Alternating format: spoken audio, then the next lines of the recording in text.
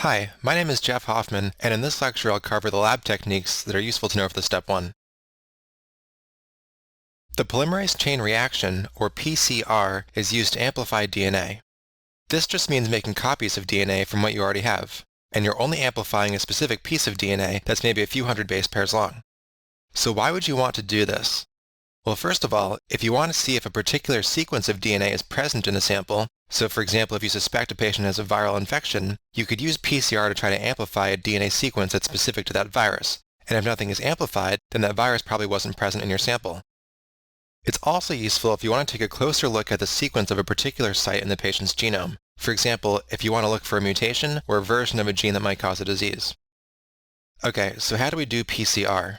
Well, to start with, you need your DNA sample called the template, which is shown here, and you also need a heat-stable DNA polymerase, which is usually Taq polymerase, from the thermophilic bacterium Thermus aquaticus.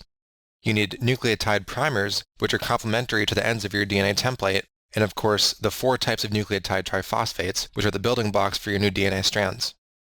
These are all combined together and put in a machine called a thermal cycler, which does the rest of the work for you. A thermal cycler, as you might guess from its name, cycles between high and low temperatures. The first step is to heat the DNA, which melts it, to allow the strands to separate from each other. Next, it cycles back to a lower temperature, which allows the primers to bind to the single strands of DNA. One primer is complementary to each strand of DNA. The only reason the primers bind to the template rather than the 2 template strands binding to each other is because the primers are much more abundant. The final step is DNA polymerase making a new strand of DNA, starting from the primer and using the original strand as a template. This results in 2 pieces of double-stranded DNA, which is twice as much as you had before, at least for that particular region. By repeating these steps a bunch of times, which is as easy as letting the temperature increase and decrease over and over again, you can end up with many orders of magnitude more copies of DNA than what you started with, because you double it every time. For example, 30 cycles would give you 1 billion times more DNA than what you started with, because 2 to the 30th is about 1 billion. Next, you'll want to make sure you amplify the right thing, which you can do if you know how long the DNA you're trying to amplify is. You can do this by running the PCR products through an agarose gel using electrophoresis, which will separate the fragments by size. Since you now have billions of copies of this particular small region of DNA, it's the only thing you're going to see. By comparing it to this DNA ladder, which contains fragments of known sizes, you can determine whether you amplify the right piece of DNA. Electrophoresis of DNA through a gel is also used in our next lab technique, the Southern blot, which you can see an image of here.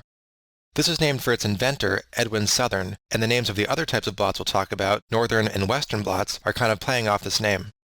The purpose of a Southern blot is to detect specific sequences of DNA, which can help you diagnose genetic disorders or the presence of particular viruses or bacteria, or even be used for forensic applications, such as whether a drop of blood came from a certain person. First, you have to load your DNA of interest into a well at this end of the gel. Next, you apply an electric current to the gel with a negative charge at the top end and a positive charge at the far end. Do you know why you align the charges this way? It's because DNA is negatively charged, so it will run away from the negative end towards the positive charge. Since the gel is basically a tightly woven sponge of fibers, larger pieces of DNA take a long time to get through the gel, whereas small pieces get through pretty quickly. This principle is what allows you to separate strands of DNA by size. When you've been running this long enough that the smallest strands of DNA are nearing the end of the gel, you shut off the electric current and transfer the DNA to a filter, where the DNA is more stable and can't diffuse around. At this point, you can't see what's on the filter, but you can use a radio-labeled DNA probe that is complementary to, and therefore will stick to, whatever sequence you're interested in. So for example, let's say you suspect your patient has a particular viral infection, and you know that virus has a certain sequence of DNA that is not found in humans. You can create an oligonucleotide that is complementary to that sequence and attach a radioactive label to it so you can see it later, and then wash it over your filter. After you give it some time to stick to its target, you wash it away, so the only probe left is in the location of its complementary target sequence. If the target sequence that you're looking for was not in your original sample, then the labeled probe will all wash off and you won't see anything. But if it was in your sample, then it will stick to its complementary sequence and will show up as a band on the filter on the X-ray film. This is the only thing you'll see, since only your probe is radio-labeled, so the rest of the DNA on the filter won't be visible. A Northern blot is basically the same thing, except now instead of running DNA through your gel, you're looking at RNA. So this can be used to measure the quantity of RNA, or just whether a certain sequence of RNA is present. This is often used to determine how much a certain gene is being transcribed into mRNA. A Western blot also uses a similar concept, except now you're looking at proteins. Since proteins can't be targeted by using complementary strands, you instead have to use labeled antibodies which are specific to your protein of interest. One example of when Western blots are used is to confirm the diagnosis of HIV after it has been detected using an ELISA, which we'll discuss shortly. Western blots can be used in any case when you want to know how much of a certain protein you have in your sample. And lastly, a Southwestern blot is kind of a hybrid between a Southern and Western blot, so you can use its name to remember this. The goal here is to detect proteins that can bind to a specific sequence of DNA, such as transcription factors and nucleases and histones. The way you do this is to run a protein through a gel just like you would during a Western blot, but then use labeled oligonucleotides as probes instead of antibodies. If the DNA probes stick to a protein, you will see a signal at the location in the gel which corresponds to proteins of a certain molecular weight, and that lets you know which proteins can bind to that sequence of DNA. Okay, our next lab technique is flow cytometry. This is basically a way to identify and count which cells you have in a population, usually in a fluid sample like blood, although you can also do it in non-fluid samples like a fine needle aspirate if you resuspend the cells in a solution first. So what kind of cells are in blood? Well, some of the most important ones that we care about are leukocytes like neutrophils, T cells, B cells, other granulocytes, or even hematopoietic stem cells. And can you think of any situations in which you might want to quantify white blood cells? That would be if you're trying to figure out if you have either too many white blood cells, which is called leukocytosis, or too few white blood cells, which is called leukopenia. So some examples of too few of a certain type of white blood cell would be HIV, in which of course you have too few CD4 T cells, or an immunodeficiency like Brutton's A-gamma globulinemia, also called X-linked A-gamma globulinemia, in which you have a deficiency of B cells. So when would you have too many of a particular type of cell? This would be something like a leukemia or a lymphoma. So flow cytometry is what you can use to count specific types of cells to either diagnose or monitor these types of diseases. Okay, so how does flow cytometry actually work? Well, we start out with our cells in a solution, which in most cases will just be a blood sample. Here you can see we have some red blood cells and some leukocytes. Then we incubate them with an antibody to whatever protein on the cell that we're interested in. So after we let them incubate for a while, we wash away the excess antibody. There's a good review of the proteins that can be used to identify different cell types in the immunology chapter. But some examples you should be familiar with are that all T cells have CD3 and either CD4 or 8, and B cells have CD19, 20, and 21.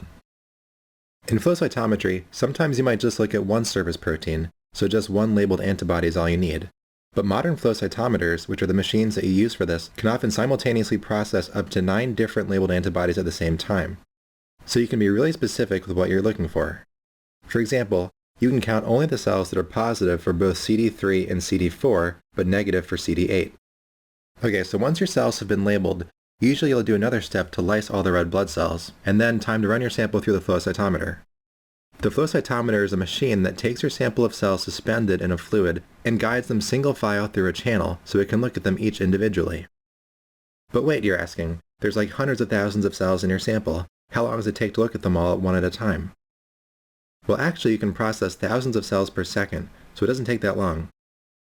And how does the machine look at them? Well, for each cell, it shines a light on it with a laser, and then detects what wavelength of light is emitted. The trick is that the antibodies that you used earlier to target your cells of interest have fluorescent labels on them, which are activated only by specific wavelengths of light, and when they're activated, they emit a different specific wavelength of light. If you have 6 different antibodies, each one needs to be labeled with a fluorescent marker that responds to a different wavelength of light, so you can keep them all straight. So that's basically it. The flow cytometer then gives you data which is what antibodies each cell had on it. Even cells that didn't have any antibodies on them will still be reported. They just count as cells that are negative for the proteins you're interested in. So flow cytometry is pretty cool, right? Okay, and more importantly, how will you be tested on it? Well, there's 2 ways. First of all, they could describe this whole technique to you, and then ask you what it's called. These can be a little tricky, since a lot of the lab techniques that you have to know for the step 1 involve labeling things with antibodies. So if they start describing something like, you suspect that your patient has a disease, so you take a sample of their blood and incubate it with antibodies that are conjugated to a label then so far this could be flow cytometry, but it could also be an ELISA, which we'll talk about later. Only when they describe the process of running cells single file through a machine that detects them with lasers do you know it's flow cytometry. Okay, what's the other way you're going to see this in the exam? Well, they'll give you a clinical vignette with some clues about a disease, and then they'll show you a graph of flow cytometry data, and you have to know how to interpret this type of graph to get these points in your exam. So that brings us to our last part of what you have to know about flow cytometry, how the data is plotted. As I said before, you can have a lot of different antibodies labeling different proteins on the cell in one experiment, but you can only look at 2 at a time since the computer screen is 2-dimensional. As a bonus, you can also look at cell size, which is automatically measured by the machine without any antibodies required. So here's an example. Your patient has fever, weight loss, night sweats, and a rapidly growing mass. You get these 2 plots of flow cytometry data. Can you make the diagnosis?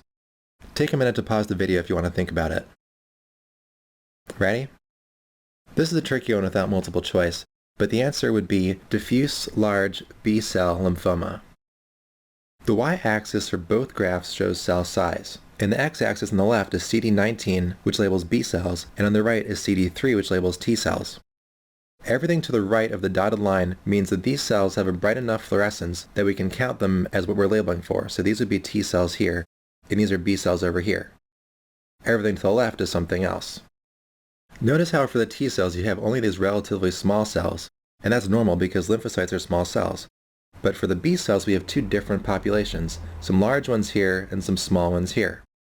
And there's a lot more large ones than small ones, which you can tell because there's more dots here. So in what condition would you have a bunch of large B cells? Well, that would be a large B-cell lymphoma. To get these right, I recommend going over the list of high-yield cell surface markers that correlate to different cell types, which are in the immunology chapter. A microarray is a very powerful lab technique since it allows you to perform thousands of genetic tests at the same time. The most common purpose of microarrays is to look at the level of expression of all genes in the genome. The microarray itself is a small chip about the size of a penny that has thousands of DNA or RNA probes attached to it. Each probe is usually about 25 base pairs long, and is complementary to part of one specific gene, and they're arranged in a specific predetermined pattern on the array. The way you use a microarray is first you take your tissue or cells of interest, isolate RNA from it, and then you can label that RNA with a fluorescent tag. Then you can spread your RNA across the chip, and after letting it sit for a while, you wash it off. Any RNA that was complementary to the probes in the chip will stay there. So if a particular gene is expressed at a high level, the RNA from that gene will be more abundant, and more probes in the chip that are complementary to the part of that gene will bind to its corresponding RNA. Next, you let a machine read the chip by looking for those fluorescent labels, and since the probes are arranged in a specific order, the machine knows which ones correspond to which genes. Microarrays are particularly useful when you want to look at a large number of genes, such as when looking for predisposition to diseases or mutations that may have given rise to a tumor. They can also be used to detect single nucleotide polymorphisms, or SNPs, which can be used for genotyping or linkage analysis. Let's quickly review with a flash quiz. A southern blot is used to visualize blank, a northern blot is for blank, and a western blot is for blank. So this would be DNA, RNA, and protein. By the way, I like to remember this using the top half of a picture of a cell. So here's our nucleus at the bottom, and here's our plasma membrane at the top. The DNA is in the nucleus, so this is the southern region for southern blot, and then it gets transcribed, and the RNA is in the north for northern blot, and the RNA gets translated, which I'm going to draw in the west, so the protein is in the west for western blot. If you don't like this, then don't use it, but hopefully it helps some people. Our next lab protocol is called ELISA, which stands for Enzyme-Linked Immunosorbent Assay. As you might guess from its name, ELISA is an immunologic technique, which uses specific antibodies or antigens to detect the presence of a target that you're interested in.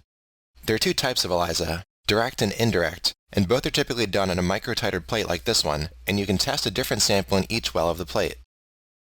For a direct ELISA, we want to see if an antigen is present in a sample, for example in our blood or serum. So let's say we want to know if and how much of an antigen represented by this orange star is present in our serum. First, we put the whole sample into a well on our plate, and then fix the antigens to the bottom of the well.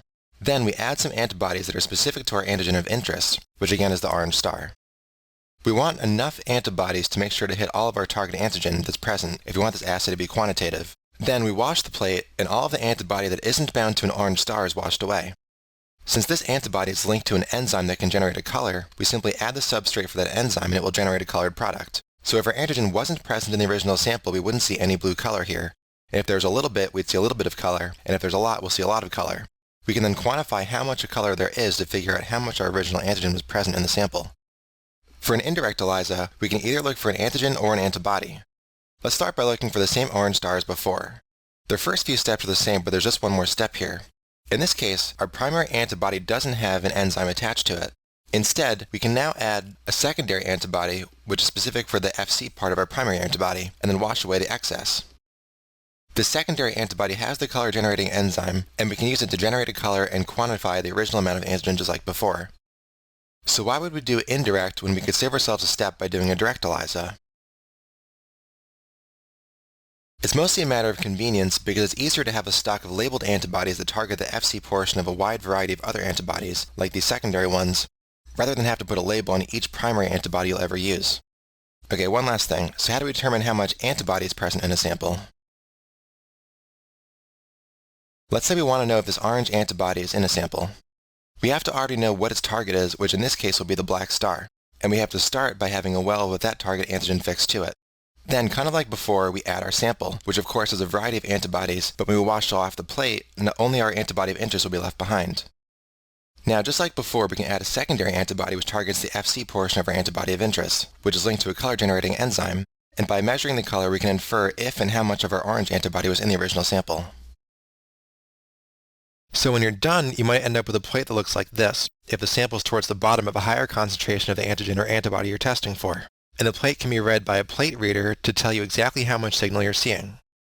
ELISA tests are extremely sensitive, so they're often used to screen for a disease such as HIV. Since false positives are somewhat common, these tests can be confirmed by a more specific test, such as a Western blot. So Western blots and ELISA both use antibodies to detect a target antigen. But can you think of why a Western blot might have better specificity? One reason is that the Western blot allows you to observe the size of what the antibodies are sticking to. So if they stick to something that's the wrong size, you'll realize the test is a false positive, whereas with ELISA, all you know is that it's stuck to something, but you have no other information about what you're detecting. The last technique we'll cover is the karyotype. Karyotyping is the process of staining, organizing, and numbering chromosomes based on morphology, size, and ratio of arm lengths. This can only be done when DNA is condensed, which is at metaphase, so usually you would use a drug that halts the cell cycle specifically at metaphase first. Can you think of a drug that's commonly used for this? Usually you'd use colchicine. You end up with an image like this one, which allows you to see all the chromosomes so you can look for gross abnormalities and diagnose diseases such as chromosome imbalances. For example, patients with Down syndrome would have 3 copies of chromosome 21. Fluorescence in situ hybridization, or FISH, allows you to directly visualize chromosomal anomalies that are too small to be seen in a karyotype. You start by preparing either a tissue section or cells on a slide, and then add DNA probes that are complementary to the sequences that you're interested in.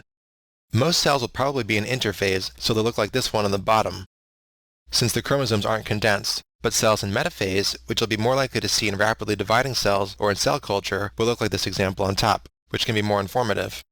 Since you can label the probes with different colors, you can detect multiple sequences at the same time.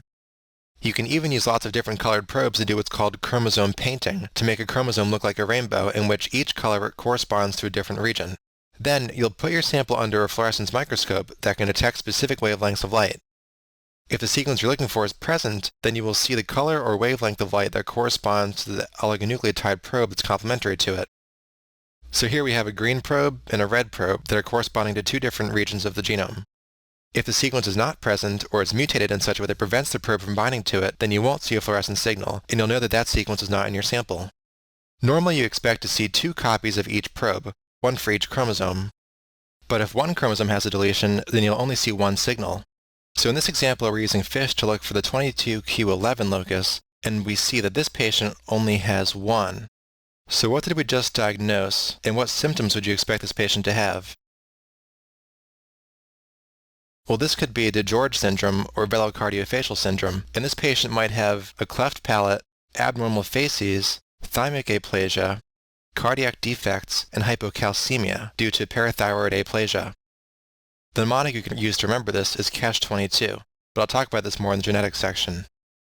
By the way, FISH is the main way you detect this, and affected patients are heterozygous, so they have one present copy and one deletion.